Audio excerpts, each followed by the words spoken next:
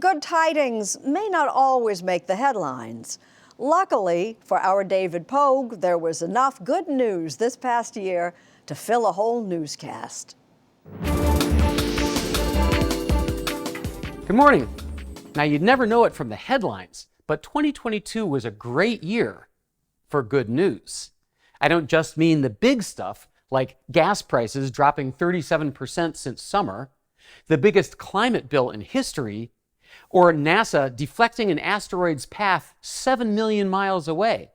No, I mean the good news you missed in 2022. We begin with whales and ships. More whales die from ship strikes than just about any other cause. But now there's some good news. David Pogue has the story. Oh no, we got gray whales. I haven't seen gray whales in a long time. Once a month, Sean Hastings and Jess Morton fly over California's shipping lanes looking for whales. By slowing ships down, it gives the whales more opportunity to get out of the way. And in the event that they are struck, there's a higher likelihood of survivalship. This is much akin to having a slow speed zone around a school. They work for NOAA, the National Oceanic and Atmospheric Administration. Hastings has created a program that warns ships to slow down when whales are nearby. But monthly observation flights weren't cutting it. NOAA needed something that could track whales around the clock. So we have this big, beautiful yellow buoy that sits on the surface. And 600 feet underwater, we have a base that has a hydrophone, so an underwater microphone. Callie Leipart is a scientist at the nonprofit Benioff Ocean Science Laboratory. Their buoys listen for whale song and alert nearby ships to slow down. And they seem to be working.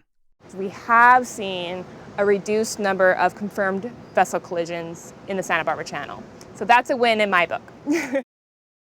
There's good news for another species, too. Ours, in our quest to decarbonize the planet. 20 years ago, clean sources like solar and wind energy provided about 8% of U.S. power. This year, a record, over 38%. And of all the new power capacity we built this year, 81% of it runs on renewable power, another record. Decarbonizing our activities is a massive long-term project, but in 2022, we shifted into high gear. The fight against plastic pollution got a big bump this year, too. Canada banned most single-use plastics outright, joining 20 other countries with various bans and taxes on plastic.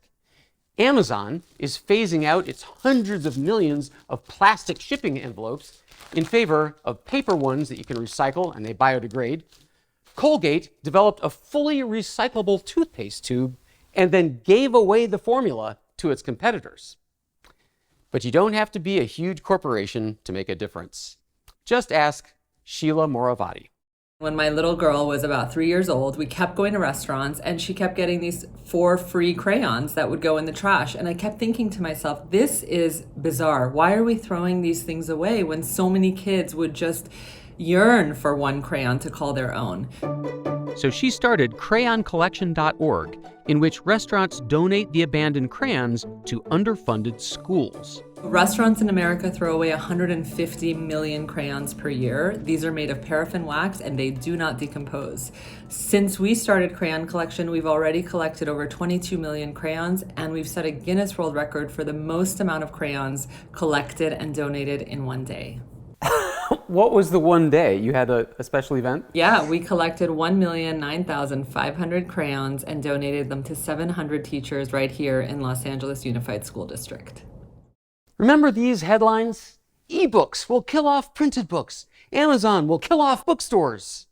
Well, maybe not. 300 new independent bookstores opened this year and last, with 200 more coming soon, with far more diverse ownership than before. For more, we turn to David Pogue. What's behind this boom, David?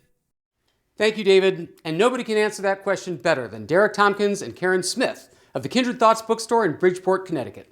We had to believe that as a community bookstore, the community will support us. People come here and they say, hey, I'd rather spend my money locally. I'd rather spend my money with you. You're fighting against convenience of one click. Right, but there's also nothing like walking into a bookstore and perusing the shelves. There's just nothing like turning the pages.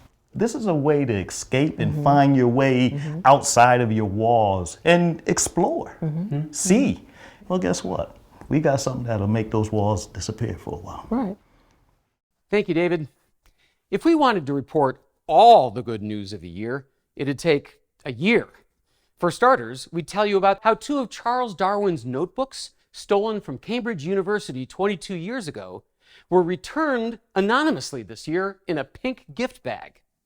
About the flight to Hawaii, where the airline gave every passenger a ukulele and a lesson to play it. About the physicist who wrote Wikipedia articles for 1,750 overlooked women scientists. And about how construction began on the world's largest wildlife crossing, over 8 lanes of traffic in Los Angeles.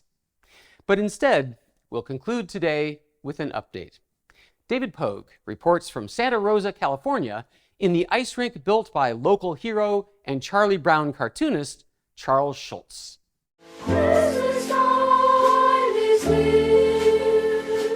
The Charlie Brown Christmas album has sold 5 million copies, but the children who sang on that 1965 recording didn't get fame or fortune. They were uncredited, and as Dave Willett, Dan Bernhard, and Carrie Cedarblade revealed in our story last Christmas, they received only $15. It's one thing to not get paid, but you ought to get credit.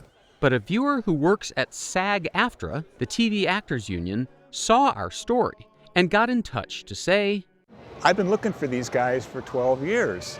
So we got some royalties from 1995 forward. Every member of the chorus received a check for about $2,400. Nobody's buying a vineyard in the south of France on this money, but it's recognition.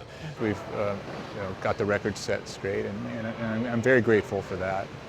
As a bonus, the record company sent each of these guys a plaque. I will say it is a cool thing to have a platinum record, and I'm guessing it's probably the only one I'm ever going to have. So. There's still time. That's all the good news for today. Actually, that's nowhere near all. But remember, bad news breaks suddenly, but good news is happening everywhere, all the time. Good morning, everyone.